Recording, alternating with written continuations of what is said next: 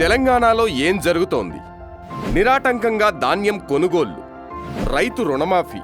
సన్న ధాన్యంపై బోనస్, 50,000 పైచిలుకు ఉద్యోగాలు, విజయవంతంగా గ్రూప్స్ ఎగ్జామ్స్, ఉచిత బస్సు, 200 యూనిట్ల ఉచిత విద్యుత్, 500 రూపాయలకే గ్యాస్ సిలిండర్, మహిళలకు రుణాలు, మూసీ పునరుజ్జీవం,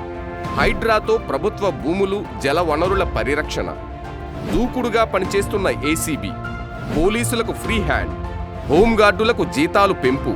గురుకులాల్లో డైట్ ఛార్జీల పెంపు, నాణ్యమైన భోజనం, ప్రభుత్వ స్కూళ్లలో కొత్త ఫుడ్ మెను, నేతన్నలకు పెండింగ్ బకాయిలు చెల్లింపు, సింగరేణి కార్మికులకు 33% బోనస్,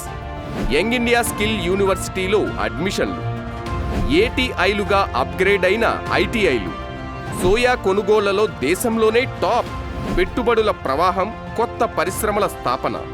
తెలంగాణలో మొట్టమొదటిసారి టూరిజం పాలసీ, ట్రాఫిక్ అసిస్టెంట్లుగా transgenders, Kazipet railway coach factory, Warangal airport, రాష్ట్ర వ్యాప్తంగా కులగణన, త్వరలో భూమి లేని రైతులకు ఆర్థిక సహాయం.